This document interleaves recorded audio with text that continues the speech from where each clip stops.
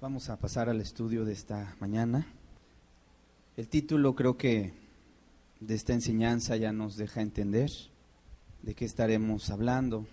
Creo, hermanos, amigos, que estamos en una encrucijada como las que muchas veces Dios metió a su pueblo, el pueblo de Israel, en una encrucijada, en un crucero que se abría en dos caminos, y que cuando el pueblo se paraba, Dios le decía: escoge por cuál camino has de ir.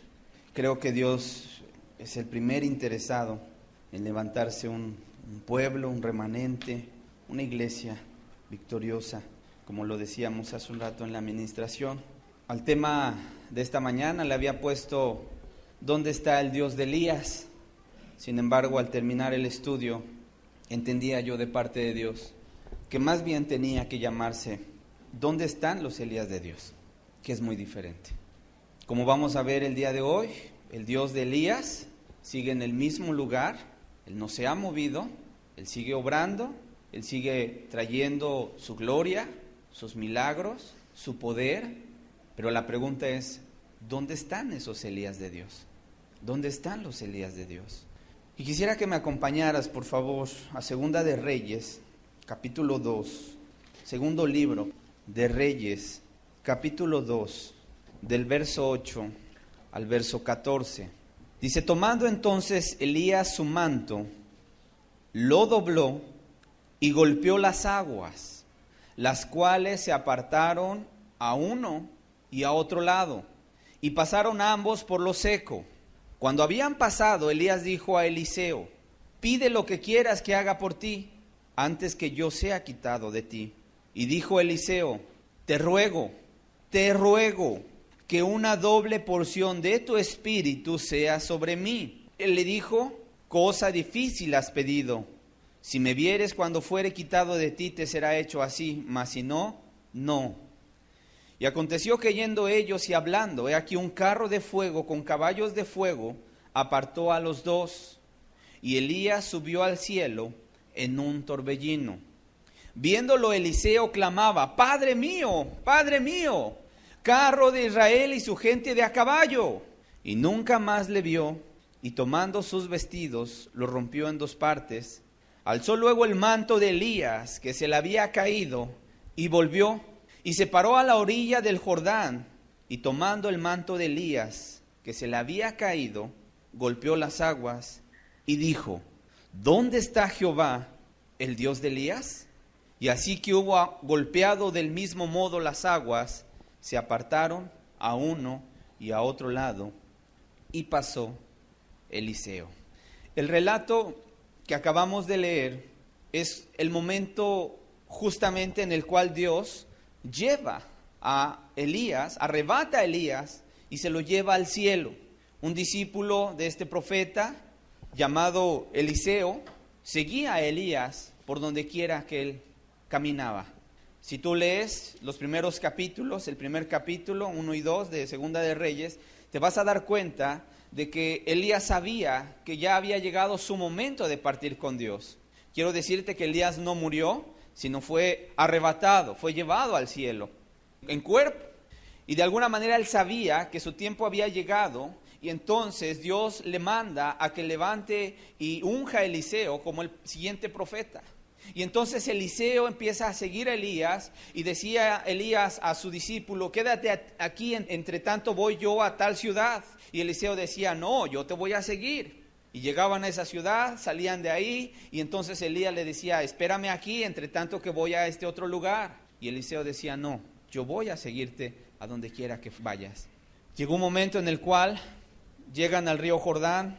Elías toma su manto, su capa, la dobla y golpea el agua del río, y sorprendentemente, milagrosamente se separa en dos.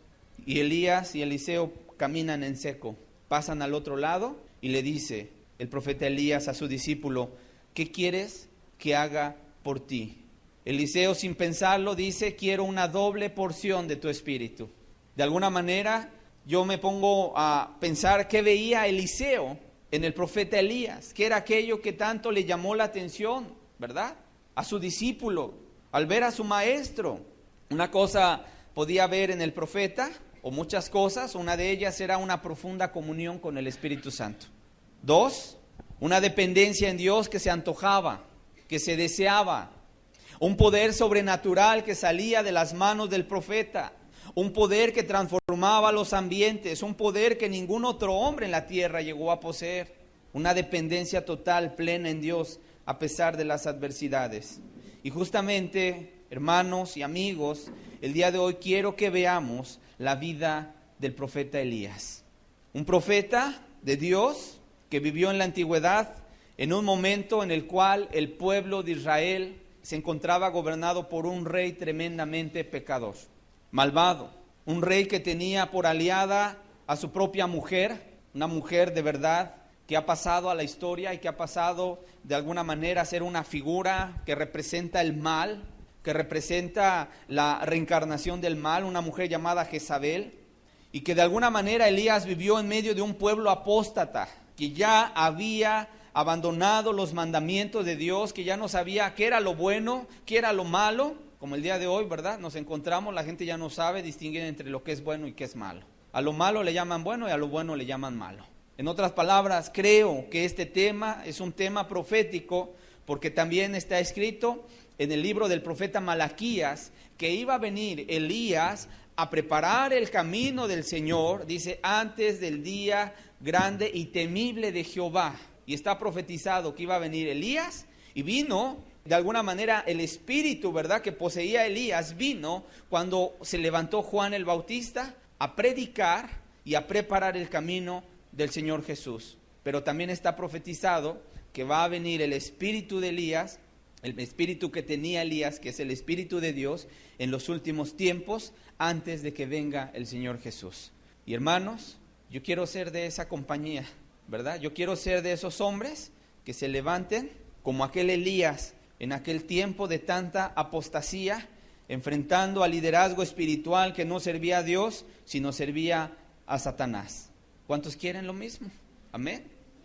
Este estudio tiene varios propósitos. A través de la vida de Elías vamos a poder ver cómo, a pesar de las adversidades más terribles que el cristiano puede enfrentar, debe permanecer firme delante de Dios.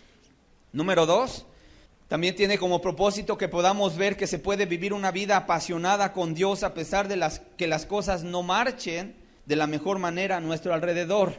Como te vas a dar cuenta, en aquel tiempo las cosas no marchaban de la mejor manera. También es para que veas que un hombre con un corazón dispuesto a glorificar a Dios en su propia vida es un instrumento poderoso para un Dios bueno, que siempre quiere inclinar el corazón de la raza humana hacia Él. Otro propósito es para que tú puedas ver que un hombre sencillo puede ser el instrumento que Dios use para un avivamiento. Como vamos a ver, Elías no tenía cualidades, capacidades que tú y yo no tengamos.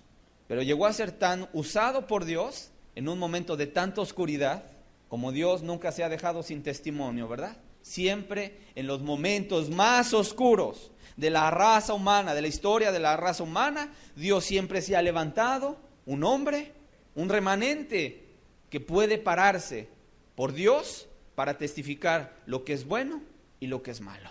Amén. Y vamos a darnos cuenta de que un hombre sencillo puede ser el instrumento que Dios use para traer un avivamiento. Y también otro propósito es que tú veas la clave, porque él tenía un secreto espiritual, una clave para una vida espiritual victoriosa, que era levantar el altar de Dios que estaba derrumbado, vivir en la presencia de Dios constantemente. La frase que recordamos del profeta Elías era: vive Jehová en cuya presencia estoy. Por eso lo recordamos. Y no dice: vive Jehová en cuya presencia estuve el domingo pasado. Vive Jehová en cuya presencia estuve en el retiro fulano de tal de hace varios años. No, dice: vive Jehová en cuya presencia estoy. Y lo dice en presente, un presente continuo. Una presencia de Dios constantemente en su vida fue el secreto espiritual para una vida victoriosa de este hombre. Pero sobre todo, hermanos, quiero que veamos al Dios de Elías, ese Dios que siempre tiene cuidado de sus hijos, amén. que los protege, que los guarda, que los levanta, a pesar de que en ocasiones la sociedad misma se puede levantar en contra de aquello que ama y sirve a Dios.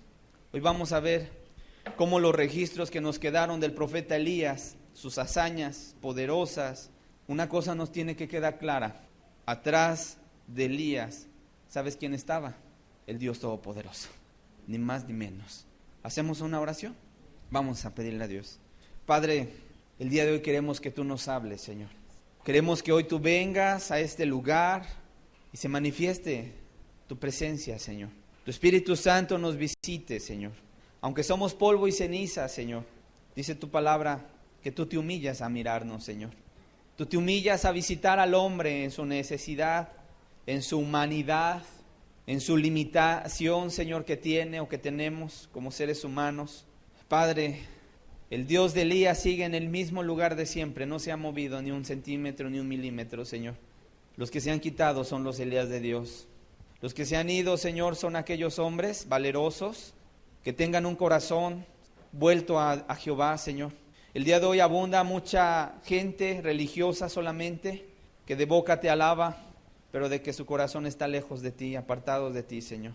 El día de hoy está lleno este mundo, Señor, de personas que te dicen Señor, Señor, pero no hacen tu voluntad. El día de hoy está llena esta sociedad de gente que te menosprecia, de gente, Padre, que echa a sus espaldas tu palabra. Ya no queremos eso, Señor.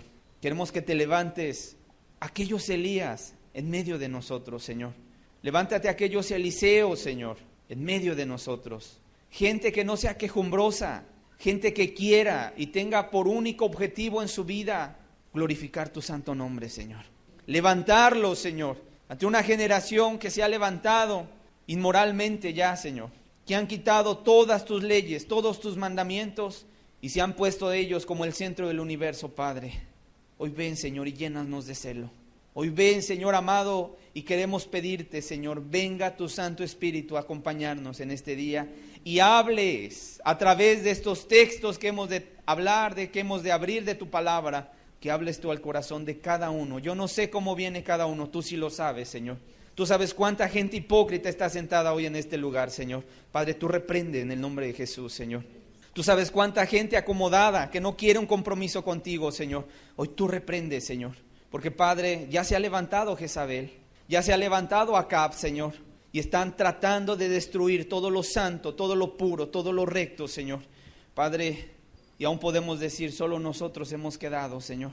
Mas ayúdanos, Señor.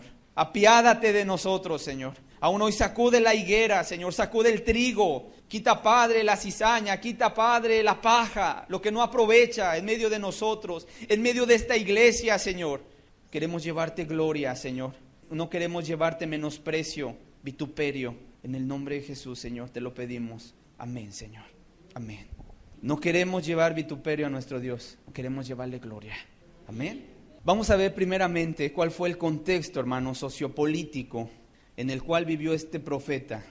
Es decir, vamos a ver cómo estaba la sociedad de aquel entonces, cómo estaban los gobernantes de aquel tiempo. Abramos la escritura en Primera de Reyes, por favor, capítulo 16.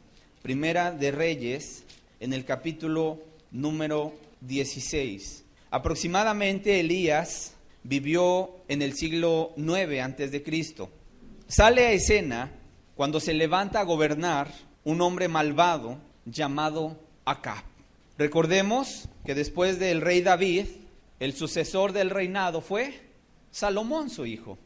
Y cuando Salomón reinó, por cuanto se desvió del camino que Dios le había dado a David, su padre, por cuanto Salomón se desvió y desvió su corazón, Dios también cambió su pacto. Y hubo un rompimiento, hubo una división en el pueblo de Israel, de tal manera que el reino de Israel quedó dividido en dos reinos, el reino de Judá y el reino de Israel. ¿Ok? Hubo una gran división ahí. Y de alguna manera había un rey en Judá y un rey en Israel. Y de acuerdo a cómo se levantaban los reyes, si conocían a Dios o no, el pueblo también se acercaba a Dios o no. Y es importante entender esto, hermanos, porque el liderazgo es sumamente importante, ya que es el que encabeza la búsqueda o el apartamiento de Dios. En esta ocasión se levantó un rey malo y dice la Biblia que gobernó a Israel 22 años. Vamos a ver, Primera de Reyes, capítulo 16, verso 29. Dice, comenzó a reinar Acab, hijo de Omri, sobre Israel el año 38 de Asa, rey de Judá. Y reinó Acab, hijo de Omri, sobre Israel en Samaria 22 años. 2 décadas duró su mandato de este hombre. Dice, y Acab, hijo de Omri, hizo lo malo ante los ojos de Jehová, más que todos los que reinaron antes de él, porque le fue ligera cosa andar en los pecados de Jeroboam. Y ahorita te explico. Hijo de Nabat, y tomó por mujer a Jezabel, hija de Etbaal, rey de los Sidonios, y fue y sirvió a Baal y lo adoró. E hizo altar a Baal en el templo de Baal, que él edificó en Samaria. Hizo también Acab una imagen de acera, haciendo así Acab más que todos los reyes de Israel que reinaron antes que él, para provocar la ira de Jehová, Dios de Israel. El rey Acab es conocido en la Biblia por 2 cosas principalmente. La primera, porque fue el rey más impío y más perverso que todos los reyes que habían existido en Israel antes que él. Y te estoy hablando de un rey de Israel. No te estoy hablando de un rey asirio. No te estoy hablando de un rey fenicio. No te estoy hablando de un rey sidonio. Te estoy hablando del rey de Israel. ¿Sí entendemos lo que significa esto? En otras palabras, Israel fue el pueblo que Dios escogió y al cual Dios le dio sus leyes. Dios le dio sus mandamientos. Te acordarás que cuando estaba en la tierra de Egipto, Dios lo saca con mano poderosa a través de la mano de Moisés, lo lleva en el desierto, lo lleva a un monte y en ese monte Dios le da las tablas de la ley. ¿A quién? Al pueblo de Israel. Y ahorita estamos leyendo que hubo un hombre llamado Acab que llegó a ser rey de Israel, pero este hombre en su corazón era un hombre perverso. Un hombre impío, un hombre, ¿verdad? Que de alguna manera dice aquí, dice verso 31, porque le fue ligera cosa andar en los pecados de Jeroboam, hijo de Nabat. En otras palabras, Jeroboam, que fue el primer rey de Israel cuando fue la división, Jeroboam fue un rey perverso.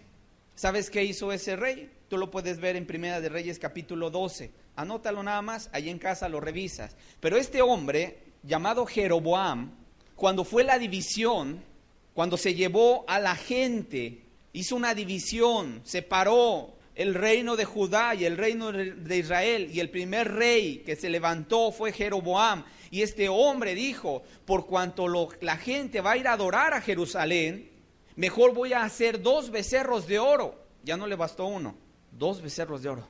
Hizo 2 becerros de oro y los puso en las ciudades y le dijo a la gente, aquí están tus dioses. Vamos a verlo si quieres, Primera de Reyes capítulo 12, verso 28, para que te des cuenta de la maldad, de la apostasía en el cual estaba el pueblo de Israel. Dice, y habiendo tenido consejo, hizo el rey 2 becerros de oro y dijo al pueblo, bastante habéis subido a Jerusalén. He aquí tus dioses, oh Israel, los cuales te hicieron subir de la tierra de Egipto. Y puso uno en Betel y el otro en Dan. Y esto fue causa de pecado, porque el pueblo iba a adorar delante de uno hasta Dan. ¿Y qué dice la Escritura? En Primera de Reyes 16, verso 31, dice, porque le fue ligera cosa andar en los pecados de Jeroboam. En otras palabras, Jeroboam, para Acab, le quedó cortito en su maldad. Le fue cosa ligera, algo insignificante lo que había hecho Jeroboam. En otras palabras, este hombre rebasó en maldad a Jeroboam. Y es conocido de alguna manera porque fue un rey perverso, un rey malvado. Lo segundo por lo cual es conocido o recordado el rey Acab en el Antiguo Testamento fue por tomar por mujer a una mujer llamada Jezabel.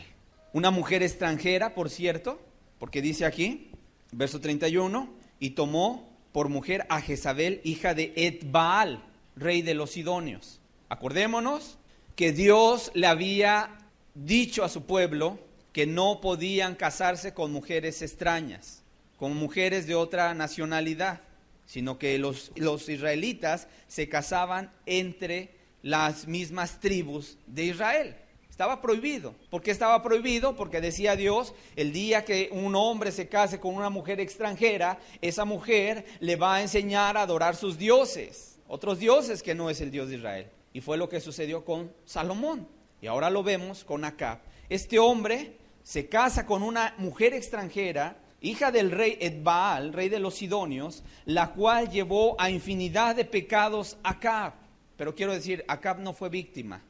Cada quien recibe lo que merece. Porque a veces podemos decir, pobrecito de Acab. No, pobrecito nada. Él fue, de alguna manera, recibió lo que él merecía sus actos. Quiero decirte que incluso esta mujer era más impía y pecadora que el mismo Acab. Por decirlo de esta manera, era el mismo diablo encarnado en un cuerpo de mujer. Para que tú me puedas entender. Vamos a ver qué dice Primera de Reyes, capítulo 21, verso 25 y 26. Dice, a la verdad, ninguno fue como Acab. A la verdad, ningún rey fue como Acab, que se vendió. Este hombre vendió su alma al diablo, que se vendió para hacer lo malo ante los ojos de Jehová. Pero ¿cuál era la razón? Mira lo que dice la Escritura. Porque Jezabel, su mujer, ¿qué? Lo incitaba. Su mujer lo incitaba. Y no quiero decir pobrecito de Acab, no. Él consentía también en el pecado. Verso que sigue. Él fue en gran manera abominable.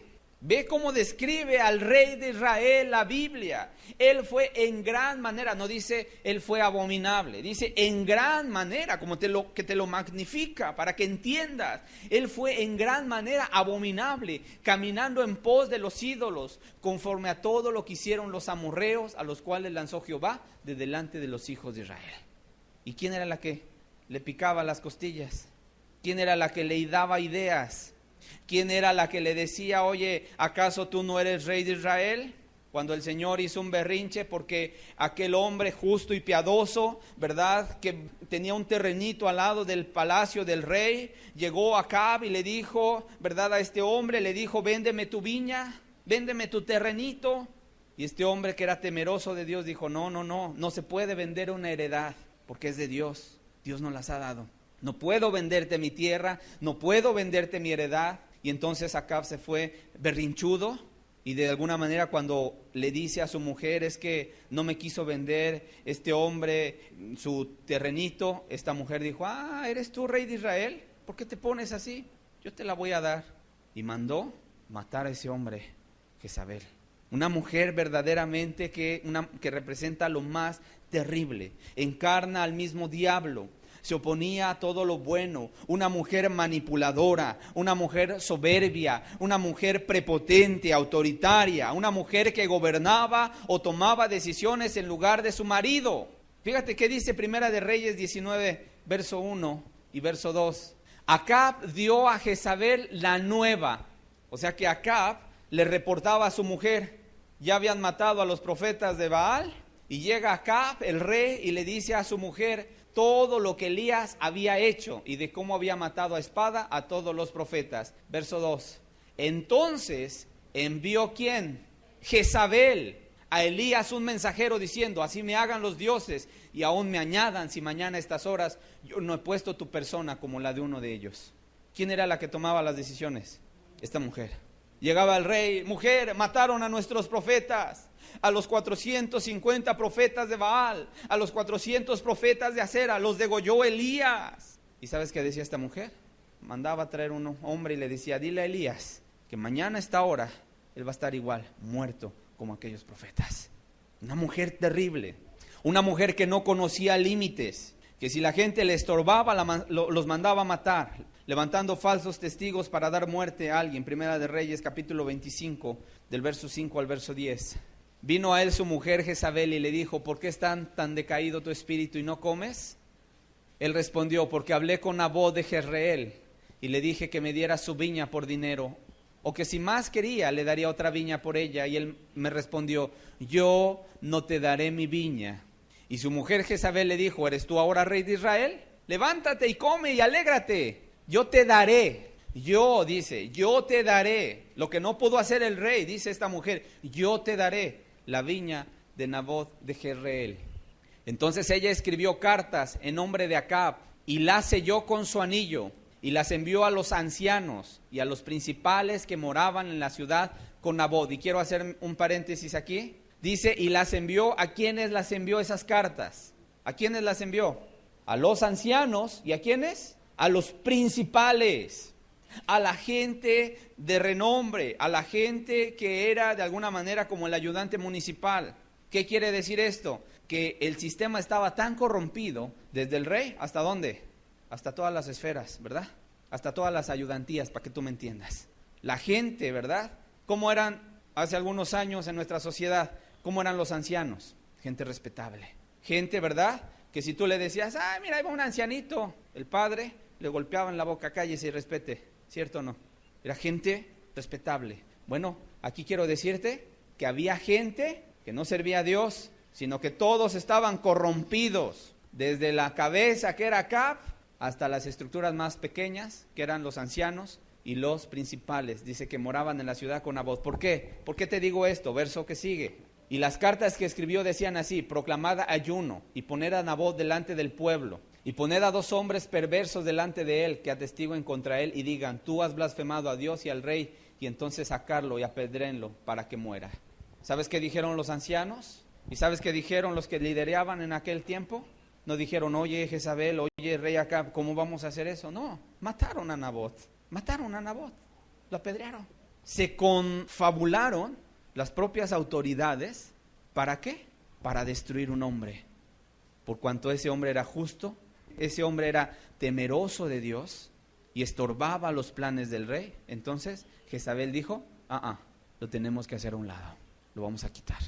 Y entonces, a ver, señores, vamos a poner orden. Como este hombre, ¿verdad? Santo, justo y bueno, está haciéndonos pasar un mal trago al rey. Entonces pónganlo en medio, digan que ha blasfemado, llamen 2 testigos perversos, ¿verdad? Que atestiguen contra él, sáquenlo de la ciudad y apedréenlo. ¿Y qué hicieron los ancianos? Dijeron, a la orden. ¿Te puedes imaginar cómo estaba la sociedad? ¿Te puedes imaginar cómo estaba la sociedad de aquel entonces? Una mujer que dio muerte a todos los profetas de Jehová. Primera de Reyes, capítulo 18. Fíjate, una mujer que perseguía a los profetas. Es como decirte el día de hoy, a los pastores, a los líderes. Una mujer que perseguía a los líderes de aquel entonces. Dice, y Acab llamó a Abdías, su mayordomo. Abdías era en gran manera temeroso de Jehová. Porque cuando Jezabel, ¿qué? Destruía a los profetas de Jehová, Abdías tomó a 100 profetas y los escondió de 50 en 50 en cuevas y los sustentó con pan y agua. Dice, porque cuando Jezabel destruía a los profetas de Jehová. Ella llegó al cargo y dijo, una cosa tengo muy clara. Fulano y perengano y sultano y mengano, y tenía una gran lista. Dijo, vamos a quitarlos. Y destruyó a muchos profetas, de tal manera que incluso el mismo Elías pensaba que era el único profeta que había quedado. Dijo, ya mataron a todos, soy el único que quedé. Ya, todos mis compañeros, todos los ministros, todos los que estaban hablando de parte de Dios, ya los mataron. Y yo soy el único que he quedado, le dijo a Dios. Y Dios dijo, no, hay todavía gente que no ha doblado su rodilla ante Baal, que yo he guardado. Uno de ellos era Abdías, ¿verdad? Que no dobló su rodilla, sino que era un hombre que estaba en el palacio del rey. Y con eso, hermano, ya te vas dando cuenta de una cosa. No importa el pecado que haya a tu alrededor, tú tienes un compromiso con Dios. No, por cuanto todos pecan, entonces yo peco. No, señores, aquí tenemos cada uno un compromiso con Dios. Y si toda la gente se va y apostata y no quiere saber nada de Dios, tú tienes la obligación de amar a Dios con todo tu corazón, de ser temeroso. Y aunque el hermano fulano, el que me predicó, el que me compartía la palabra, ya lo veo en el mundo, ya se fue, ya claudicó, ya apostató, ya no quiere nada con Dios, no quiere decir que tú también vayas a hacer lo mismo. Imagínate, yo veo a este hombre llamado Abdías, era su mayordomo, pero dice, Abdías era en gran manera temeroso de Jehová y sabía Escuchaba tal vez a Jezabel que decía, hoy le toca dar muerte a fulano de tal, al profeta fulano de tal. Corría, lo agarraba y lo iba a esconder. Y le llevaba pan y agua a costa de su propia vida. Como hay gente tan valiosa, ¿verdad? Como hay gente que en medio de la maldad brilla y es una gloria para Dios. Sustentó a 100 profetas. Una bendición de parte de Dios. Abdías. Ya no digamos dónde están los Elías de Dios. ¿Dónde están los Abdías de Dios? ¿Dónde están? Que hoy podamos todos, ¿verdad?, levantar la mano y decir, Señor, yo quiero ser como Abdías, como Elías, como Eliseo. Esta mujer dio muerte a todos los profetas de Jehová, persiguió a lo santo, a lo de Dios. Se ve que esta mujer estaba poseída por el mismo diablo. ¿Quién persigue a lo santo, hermano? Satanás. ¿A qué te suena? ¿No te suena Hitler? ¿Verdad que suena como Hitler? Probablemente los atormentaba a estos hombres piadosos. Quería destruir a los pastores, a los líderes santos de Dios. Quedaron reducidos a 100 gente solamente. Y quiero hacer un paréntesis también, hermanos, ahorita que estamos hablando de Jezabel, porque de alguna manera representa lo que es una mujer sin sujeción. No es el tema, y hablar de la sujeción, ¿verdad?, bíblica, como Dios la manda, es un gran tema.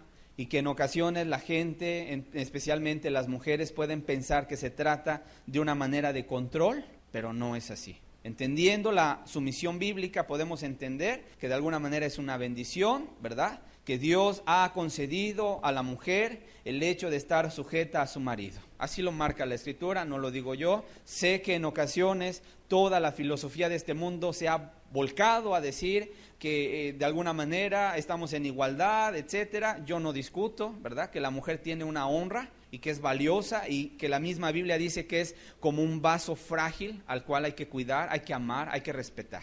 Pero también dice la Escritura que la mujer tiene señal de sumisión ante su esposo, y cuando es soltera, ante sus padres, y cuando no están los padres porque es huérfana, ante Dios.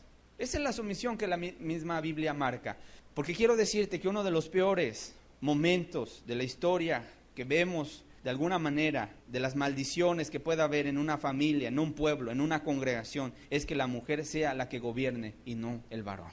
Aquí vemos el caso de Jezabel. Realmente, y yo te puedo decir de manera personal, por los años que llevo de predicar la palabra, de conocer a la gente, he conocido casos donde la mujer es la que lleva las riendas del hogar, estando el marido presente, y sucede un caos ahí. Es un caos. El hogar se viene abajo, el modelo que Dios ha diseñado se voltea, se invierte, y entonces en lugar de que sea el hombre el que lleve las riendas, los pantalones, ¿verdad?, el que salga al frente es la mujer, ¿verdad?, y de alguna manera se distorsiona su carácter, y entonces el hombre, lejos de salir a flote, a hacer frente a todas las adversidades, es la mujer, y entonces el hombre se cobija bajo las faldas de la mujer, y dice, ay, tú sal al frente, y deforma el carácter del varón. Y si la mujer dice, y ya dije, y cállese, y el hombre tiembla y dice, sí, mi amor. Y la Biblia, quiero decirte, no es machista. La Biblia está muy avanzada a los tiempos en los cuales fue escrito, en todos los temas. Y es más, sigue vigente hasta el día de hoy. Sigue vigente la Escritura hasta el día de hoy. Es una ley que Dios ha dejado y se tiene que cumplir. Y cuando la gente dice, no, es que tú estás haciendo menos a la mujer. No, yo no hago menos a la mujer. Pero quiero decirte que no hay dos capitanes, ¿verdad?, que vayan agarrando el timón en un barco. No hay dos directores en una escuela, porque cuando uno dice para acá, el otro dice no, es para allá. Y cuando el capitán dice no, es que el timón se tiene que mover a la derecha, y el otro dice no, es que es a la izquierda, entonces nunca van a llegar a ningún lado. Por eso siempre hay un capitán, un director, un padre que guía. Obviamente cuando no está el padre, ¿qué sucede? La mujer es la que sale al frente, ¿verdad? Pero se entiende que no hay varón que pueda hacer frente a las adversidades. Ahí Dios la respalda, Dios le ayuda y le da fuerzas. Hay muchas madres solteras que salen adelante y que son una bendición para su familia. Pero cuando el hombre está ahí y dice la mujer, espérate, yo soy aquí la que tomo decisiones, ¿y por qué no me consultaste? Ahí hay un problema. Está el espíritu de Jezabel ahí. Y cuidado, porque Jezabel llevó a la destrucción a una nación completa, en una época completa.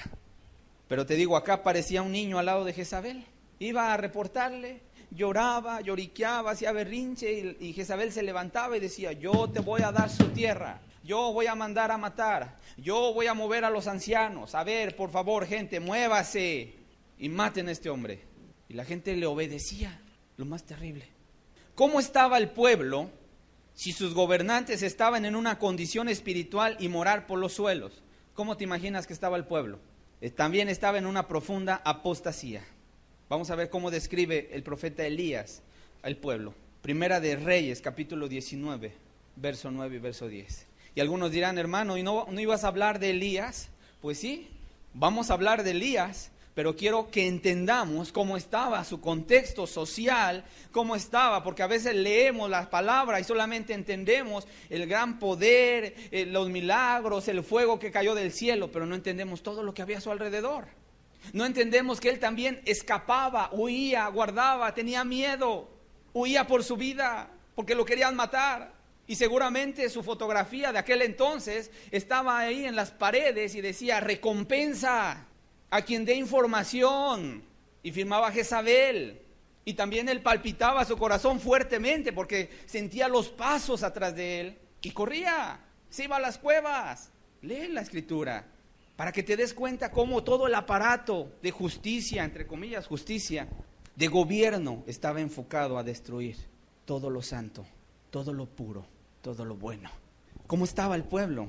Si sus gobernantes estaban en una condición espiritual terrible, moralmente por los suelos, el pueblo también estaba en una profunda apostasía. Dice el profeta Elías, le dice Dios, dice, y allí se metió en una cueva donde pasó la noche.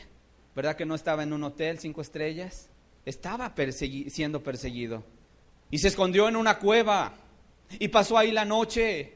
Y vino a él palabra de Jehová, el cual le dijo, ¿qué haces aquí, Elías? ¿Por qué estás acá solo, solitario, en esta cueva? ¿Qué pasa? Dios ya sabía, le estaba preguntando solamente. Él respondió, he sentido un vivo celo por Jehová, Dios de los ejércitos. Y describe al pueblo cómo estaba, mira. Porque los hijos de Israel han dejado tu pacto. Número 1. Han derribado tus altares, Señor. Donde se iba la gente a congregar para escuchar la palabra, han derribado todo. Y han matado a espada a tus profetas. ¿Alguien podría añadir algo más? ¿Trágico? Resumió en 3 frases cómo estaba la sociedad de aquel entonces. Dice, y solo yo he quedado y me buscan para quitarme la vida. 3 cosas terribles había hecho el pueblo. Los hijos de Israel han dejado tu pacto, Señor. Han derribado tus altares y han matado a espada a tus profetas. En otras palabras, no queda nada de ti, Señor, en el pueblo. Todo está derribado, todo está destruido, Señor. Y es más, me buscan a mí, el único profeta que he quedado, para quitarme la vida.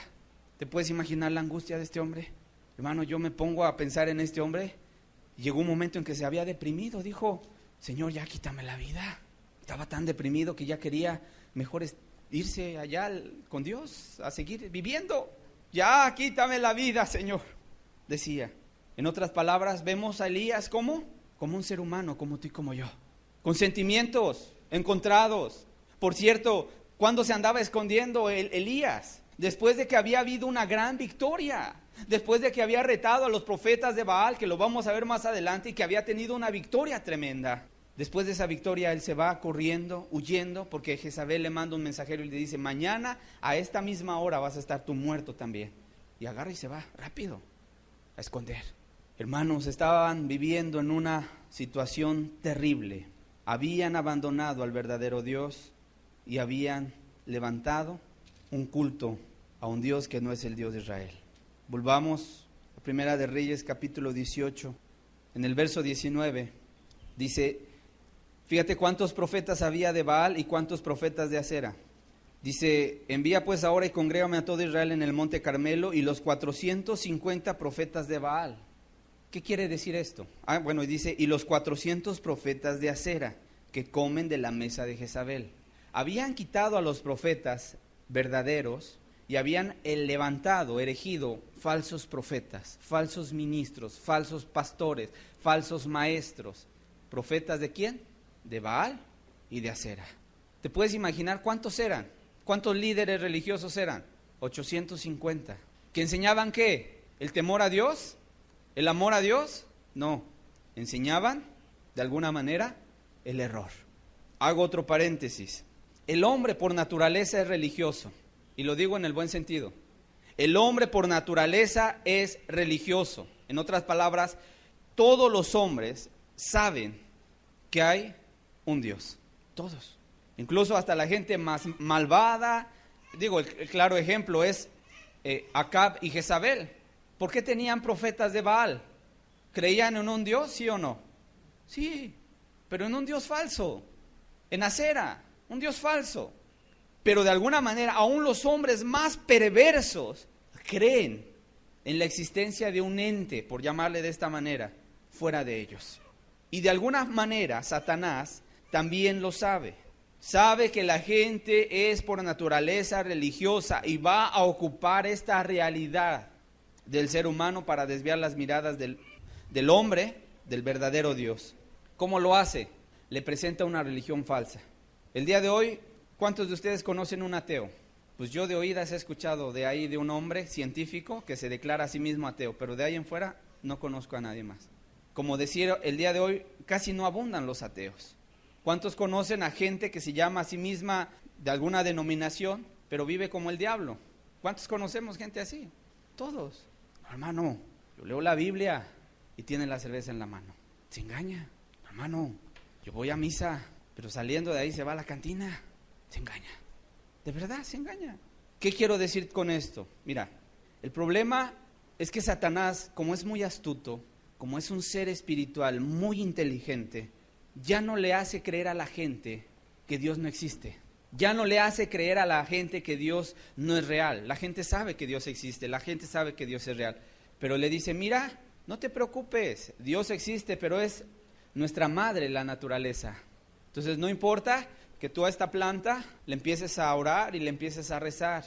Y el hombre, como es religioso por naturaleza, dice, amén. Y entonces le pone su ofrenda a la planta. Le pones ofrenda al maíz, le pones ofrenda a otro Dios que no es el Dios verdadero.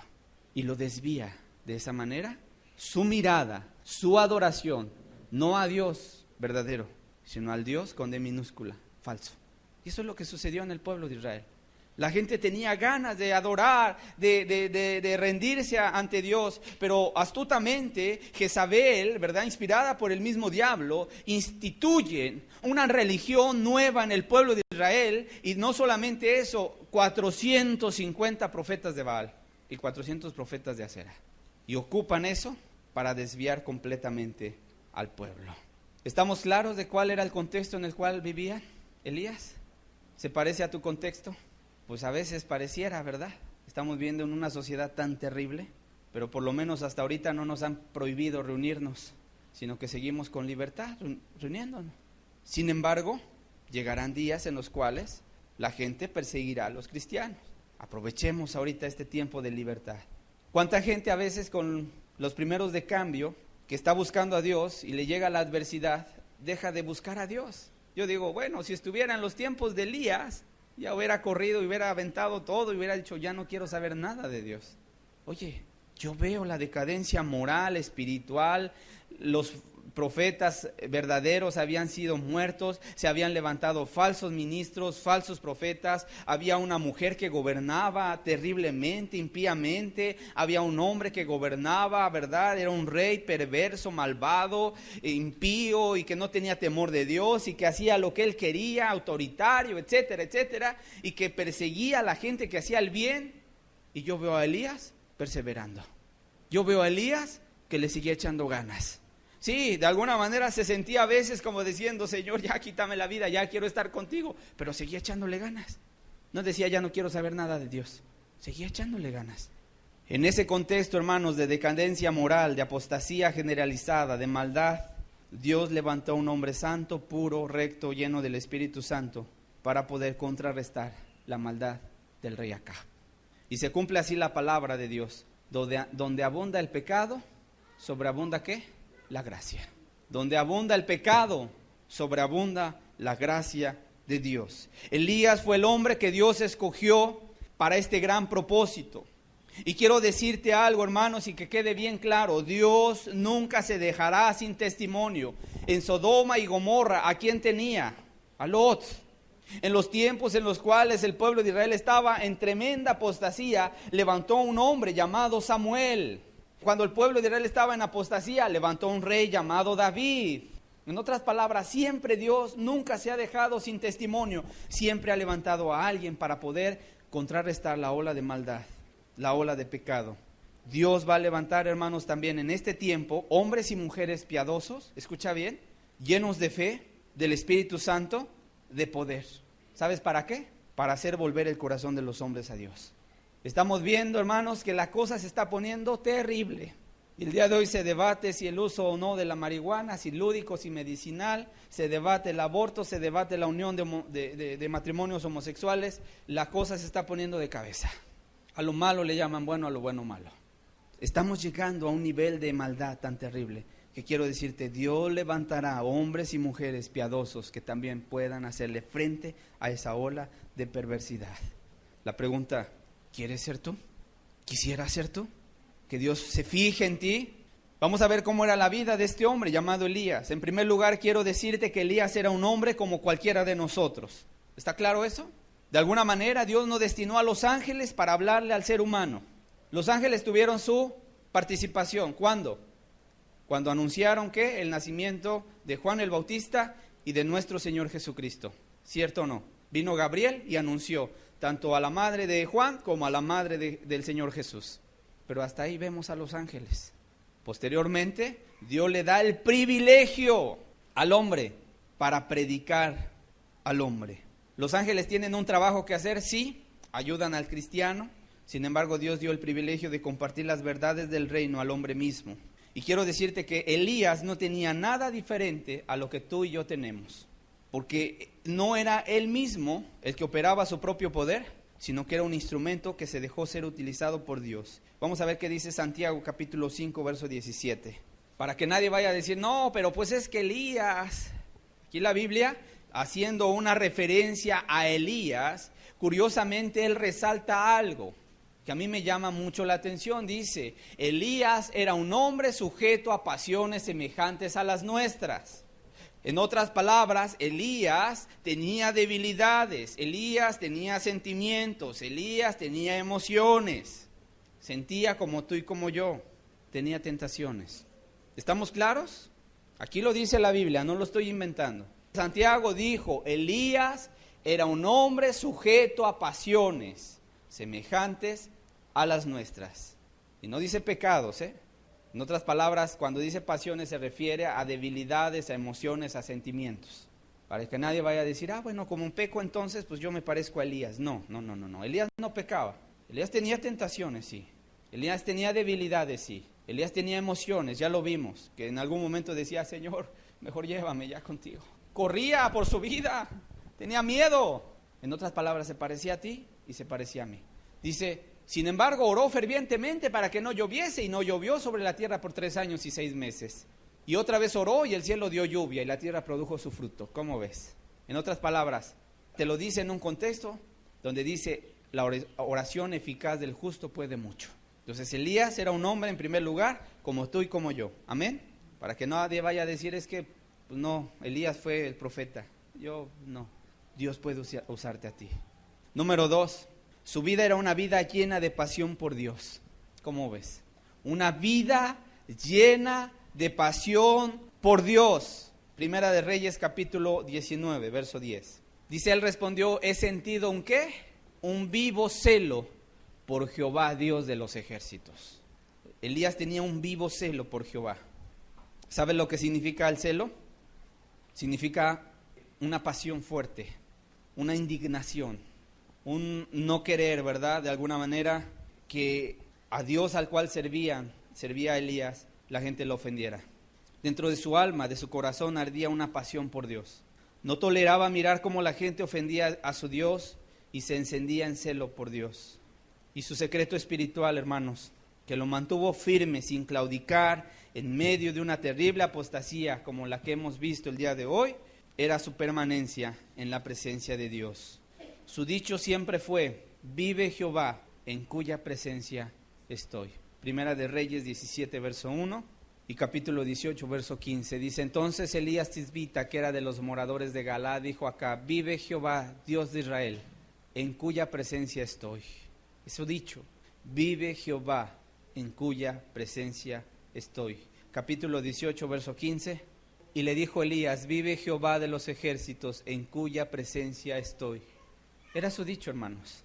Su secreto espiritual, a pesar de toda la adversidad que te he descrito el día de hoy, a pesar de que el rey pecaba, que tenía a su mujer aliada en el pecado, que veía a los profetas de Baal en el pecado, que los ancianos, los líderes del pueblo estaban en apostasía terrible, él se mantuvo firme por una cosa: él no dejaba la oración, él no dejaba de estar en la presencia de Dios, él anhelaba día y noche estar en su presencia. Él anhelaba eso, estar en su presencia. Doblaba sus rodillas, clamaba a su Dios, le pedía a él. Primera de Reyes 18:30, date cuenta lo que hizo para que cayera fuego del cielo. Primeramente algo se tenía que restaurar. Dice, entonces dijo Elías a todo el pueblo, acercaos a mí. Y todo el pueblo se le acercó. Y él arregló el altar de Jehová que estaba arruinado. ¿Por qué estaba arruinado el altar de Jehová? Por la apostasía que había en el pueblo. ¿Y sabes lo que significa altar de Jehová? Es el lugar donde se busca la presencia de Dios. ¿Cómo estaba la presencia de Dios en el pueblo de Israel? Arruinado, destruido. Hermanos, así que si tú quieres tener una vida victoriosa como la que tuvo Elías, te tienes que convertir en un hombre o en una mujer ¿de qué? De oración, de intercesión, de búsqueda. Tienes que doblar tus rodillas en la mañana, en la tarde, en la noche y buscar al Dios de Israel. ¿Quién puede vivir la vida cristiana? Nadie. Es como caminar sobre las aguas. ¿Quién puede hacerlo? Nadie. Solamente al cual Dios llama puede hacerlo. Y puede estar en su presencia día y noche. ¿Estamos claros hasta aquí? El altar de Jehová tiene que ver con la oración, con la intercesión, con el estar a solas con Dios, con el buscar a Dios con urgencia, con quebranto. Para que pudiera caer el fuego de Dios era necesario primeramente levantar el altar que estaba derribado. Y por fin había llegado el momento de poner fin al engaño, a la apostasía. Primera de Reyes 18, por favor, verso 17. La Biblia nos deja una escena muy impactante. Llega un momento en el cual Elías se encuentra cara a cara con Acab. Al parecer este hombre, Acab, no conocía al profeta Elías. Dice el verso 17, cuando Acab vio a Elías le dijo, ¿eres tú el que turbas a Israel? Y Elías respondió, yo no he turbado a Israel, sino tú y la casa de tu padre, dejando los mandamientos de Jehová y siguiendo a los Baales. Envía pues ahora y congrégame a todo Israel en el monte Carmelo, y los 450 profetas de Baal, y los 400 profetas de Acera, que comen de la mesa de Jezabel. Ahí iba a haber un encuentro. Ahí la escena estaba puesta. Iban a subir al monte Carmelo. Y estando ahí los profetas de Baal, los profetas de Acera y solamente el profeta Elías, iba a haber un desafío. Iba a haber por fin Dios a poner en claro quién era el Dios verdadero. Verso que sigue, verso 20. Entonces Acab convocó a todos los hijos de Israel y reunió a los profetas en el monte Carmelo. Y acercándose Elías a todo el pueblo, dijo, ¿hasta cuándo claudicaréis vosotros entre dos pensamientos? Si Jehová es Dios, seguirle, y si Baal, id en pos de él. Y el pueblo no respondió palabra. ¿Por qué no respondió palabra el pueblo? Si yo te dijera a ti, oye, si Jehová es Dios, síguele. Si Jesús es Dios, síguele. Y si Satanás es Dios, síguele a él. ¿Tú qué me dirías? Oye, hermano, ¿cómo me dices que siga a Satanás? No, voy a seguir a Jesús. ¿Tienes claro quién es quién? ¿Verdad que sí? En aquel entonces no tenían claro quién era el Dios verdadero. Si Jehová o Baal. ¿Ve? Elías pregunta, ¿hasta cuándo claudicaréis entre dos pensamientos? Si Jehová es Dios, síguele. Y si Baal, id en pos de él. Y el pueblo no respondió palabra. Dijo, pues no sabemos. Está dudoso. Dijo, bueno, vamos a hacer esto. A ver, júntense. Los profetas de Baal, traigan. Aquí hay dos bueyes. Escojan uno de ellos. Pongan su altar. Pártalo en pedazos. Y el Dios que conteste a través de fuego sea el Dios verdadero. Dijeron, ok. Aceptaron el reto. Llegaron los profetas, pusieron el altar, pusieron la leña, pusieron al buey destazado ahí, la carne encima, y empezaron a clamarle a su Dios. Y empezaron a decir, Baal, respóndenos, Baal, respóndenos. Y empezaron a danzar alrededor del altar. Y Baal, respóndenos, Baal, respóndenos. Y llegó un momento en el cual no respondía. Y entonces Elías, me lo puedo imaginar cruzado de brazos, riéndose de los profetas, diciendo, clámenle a su Dios. A lo mejor duerme y necesita ser despertado. A lo mejor está de camino. A lo mejor está ocupado en otras cosas. Clámenle a él. ¿Y sabes qué hicieron los profetas de Baal? Agarraron cuchillos y se empezaron a cortar la piel, según su costumbre, y empezaban a sangrar para llamar la atención de su Dios. Y decían, respóndenos Baal, respóndenos. Ya estaban cortándose, sajándose la carne y dando vueltas alrededor. Y no respondió Baal. Pero llegó el momento que le tocó al profeta Elías, verso 30. Dice, entonces dijo Elías a todo el pueblo, acercaos a mí. Y todo el pueblo se le acercó, y él arregló el altar de Jehová que estaba arruinado. Y tomando Elías 12 piedras, conforme al número de las tribus de los hijos de Jacob, al cual había sido dada palabra de Jehová, diciendo, Israel será tu nombre, edificó con las piedras un altar en el nombre de Jehová. Después hizo una zanja alrededor del altar, en que cupieran 2 medidas de grano. Preparó luego la leña, cortó el buey en pedazos, y lo puso sobre la leña. Y dijo, llenad 4 cántaros de agua y derramadlo sobre el holocausto y sobre la leña. Y dijo, hacerlo otra vez. Ahí va la gente a derramar sus cántaros. Y derramaron una vez, y dijo, háganlo otra vez, y otra vez. Y lo hicieron la tercera vez. De manera que el agua corría alrededor del altar, y también se había llenado el agua de agua la zanja.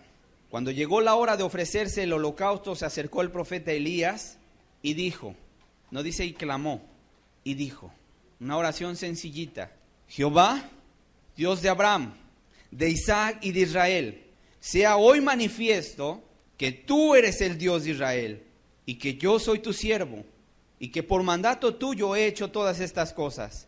Respóndeme, Jehová, respóndeme, para que conozca este pueblo que tú, oh Jehová, eres el Dios, y que tú vuelves a ti el corazón de ellos. Verso 38, entonces cayó fuego de Jehová y consumió el holocausto, la leña, las piedras, el polvo y aún lamió el agua que estaba en la zanja. Viéndolo todo el pueblo se postraron y dijeron, Jehová es el Dios, Jehová es el Dios. Entonces Elías les dijo, prended a los profetas de Baal para que no escape ninguno. Y ellos los prendieron y los llevó Elías al arroyo de Sison y allí los degolló. Mató. ¿Qué diferencia hay, hermanos, entre el Dios verdadero, Jehová, y el Dios falso? De una manera sencillita, hace su holocausto Elías, restaura, levanta el altar derribado y pone ahí la leña, pone ahí el buey destazado, la carne, alrededor una zanja, la llenan de agua, le echan muchos cántaros de agua, 12 cántaros, de tal manera que el agua se derramaba. Y se para y le dice, Señor, tú eres el Dios verdadero. Y cae fuego y consume todo el holocausto. Dice, hasta las piedras. Cuando el pueblo vio todo eso, dijo, Jehová es el Dios, Jehová es el Dios. Y de esa manera Elías hizo volver al pueblo de Israel de su desvío. ¿Cuánto poder tenía este hombre? Una vida consagrada completamente a él. Sin embargo, llegó un momento en el cual su hora había llegado de partir. Dios levantó a otro hombre llamado Eliseo. Cuando Elías fue levantado a los cielos por Dios, dejó caer su capa, la tomó su siervo, su discípulo Eliseo, la dobló, se paró a orillas del río Jordán, como unos instantes atrás lo había hecho Elías con su capa, y había golpeado el agua, y el agua se había dividido en dos, y habían pasado ellos en seco, al otro lado. Entonces llega Elías, agarra su manto, se para a la orilla, levanta los ojos al cielo y golpea el agua y dice, ¿dónde está Jehová, el Dios de Elías? Y en ese momento se separa otra vez el agua. Cuando lo vieron los profetas, dijeron, el espíritu que estaba en Elías ha venido a reposar en él también, y fueron a servirle también. Cuando tú veas en Segunda de Reyes capítulo 3 en adelante la obra del profeta Eliseo, te vas a dar cuenta que fue también una vida llena de victorias. Una vida llena de victorias. ¿Cuál era el dicho del profeta Eliseo? Segunda de Reyes capítulo 3 verso 14. ¿Sabes qué aprendió Eliseo? Y Eliseo dijo, vive Jehová de los ejércitos, ¿en qué? en cuya presencia estoy. Aprendió de Elías que tenía que estar en la presencia de Dios. Y si él quería tener el Espíritu de Dios, tenía que estar ¿en qué? En su presencia. Y él empezó a decir también, vive Jehová. Y no como una frase, no como algo aprendido, no como la gente religiosa que a todo dice aleluya, gloria a Dios. No, este hombre empezó a darse cuenta de que el vivir en la presencia de Dios era el secreto espiritual. Y entonces ahora también él agarró el dicho, vive Jehová, en cuya presencia estoy. E hizo grandes milagros. Te lo dejo de tarea en casa, revisa los primeros capítulos de Segunda de Reyes para que te des cuenta de lo que Dios puede hacer con cada ser humano que se dispone a obedecer a Dios. Ya Elías se había ido, ya había vuelto el corazón del pueblo hacia Dios, ya Dios se lo había llevado. Ahora era el turno de levantarse Eliseo. Y se levantó Eliseo y grandes maravillas empezó a hacer Dios a través de este hombre. Sin embargo, y con esto concluyo, hoy Dios te espera a ti. Hoy Dios te espera a ti. ¿Dónde está el Dios de Elías? Pregunto. En su mismo lugar. Él no se ha movido. No ha perdido poder, no se ha hecho viejito. Él sigue siendo el mismo Dios de ayer, de hoy y por los siglos. Ni un gramo ha perdido de su divinidad. Ni un milímetro se ha movido de su lugar. Él es inmutable, dice la Escritura. Él sigue siendo el Dios todopoderoso. Él sigue siendo el Dios que todo lo puede. Él sigue siendo el mismo Dios de Elías. La pregunta es, ¿dónde están los Elías de Dios? ¿Dónde están los que se van a querer levantar? ¿Dónde están los que van a decir, Señor, heme aquí? ¿Dónde están aquellos que tal vez puedan anhelar, como lo hizo Eliseo, cuando Elías le preguntó, ¿qué quieres que haga por ti? Eliseo no dudó y dijo, yo quiero una doble porción de tu espíritu. Yo sé que tú tienes el Espíritu de Dios, yo quiero una doble porción. Hermanos, estamos viviendo en tiempos en los cuales no se necesita una doble, se necesita una triple unción de Dios. Para poder vivir la vida cristiana el día de hoy se necesita que Dios nos sature y nos llene y nos bautice y nos unja con su Santo Espíritu. Porque si no, no podemos. Vamos a claudicar, vamos a caer. Y el secreto espiritual, hermanos, para poder vivir una vida que a Dios le agrade es la dependencia en Él, la oración, la lectura de la palabra. Amén.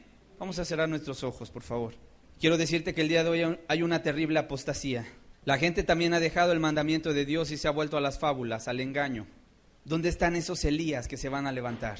¿Dónde están aquellos valientes que van a querer pararse por Dios y decir, Señor, aquí estoy? Dios quiere, hermanos. Dios quiere. Él tiene el poder. Él puede levantar a quien se disponga, a quien se humille, a quien busque a Dios de todo su corazón. ¿Cuántos verdaderamente van a entender que esta palabra es un llamado de Dios a su vida? ¿O cuántos van a pensar que es una prédica más bonita o más o menos, pero que no llega a lo profundo de tu corazón? Es tiempo, hermanos, de levantarse y darle lo mejor a Dios. No lo manco, no lo tuerto, no lo hurtado, no lo cojo, sino lo mejor a Dios, porque Él es digno. ¿Cuánta gente le da las obras? Si tengo tiempo, voy. Si puedo, ayudo. Si me sobra, entonces hago cosas para Dios. No, no es lo que te sobre. No es si puedes. Es dar toda tu vida. Y solamente aquellos que están dispuestos a darlo todo por Dios van a poder tener vida eterna. Porque el que quiera salvar su vida la perderá. Y el que pierda su vida por causa de mí, dijo Jesús, y del Evangelio, la salvará. Porque ¿qué aprovechará al hombre si ganare todo el mundo y perdiere su alma? ¿O qué recompensa dará el hombre por su alma? Amados, hoy Dios nos llama a ponernos de pie, a levantarnos como una generación de Elías, como una generación de Eliseos, que están hartos, que están cansados de mirar la maldad que se cierne a nuestro alrededor y que quieren decir ya, basta.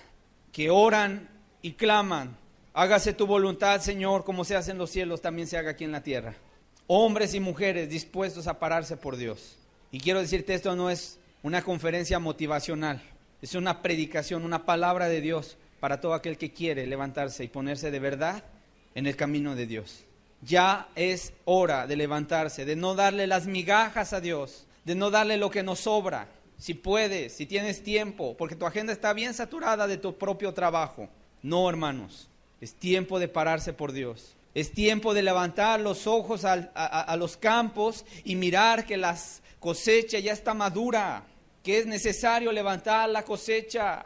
¿Quién dirá, yo quiero ser un segador, Señor? ¿Quién dirá, yo quiero levantar tu cosecha, Dios? Hoy Dios nos da la oportunidad, hermanos, de levantarnos para ser instrumentos útiles, ser la hoz en la mano, ser la herramienta que Dios utilice para levantar la cosecha que ya está madura. ¿Quién quiere compromisos con Dios? ¿Quién quiere compromisos con Dios?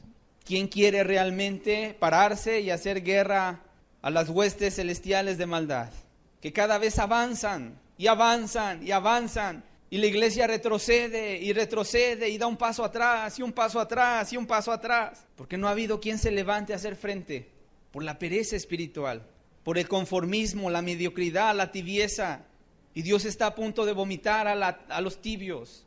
Por algo Dios nos trae esta palabra, para abrir los ojos, para poner colirio en nuestros ojos, levantarnos, ya no ser de los mismos que vamos a estar un año más sentados en este lugar. Es necesario dejarle la silla a otro e ir por otras almas. Hay mucha gente que no ha estado escuchando este evangelio, que está siendo engañada, que le están sacando el dinero solamente en los grupos, en las religiones, que los están entreteniendo para que al final se vayan a una perdición, una eternidad sin Cristo. ¿Y cuántos están sentados aquí solamente calentando un asiento? No, amados amigos, es tiempo de levantarnos por Dios. No veas este llamado como un llamado mío, sino es un llamado de parte de Dios. A sacudirte la conformidad, el menosprecio, a sacudirte todo lo que no te aprovecha, lo que no glorifica a Dios. Cuando Cristo vino a esta tierra hace 2000 años, no vino a darte las obras, no vino a darte un poco de su tiempo, no vino a darte un poco de su vida. Él se derramó completamente en la cruz del Calvario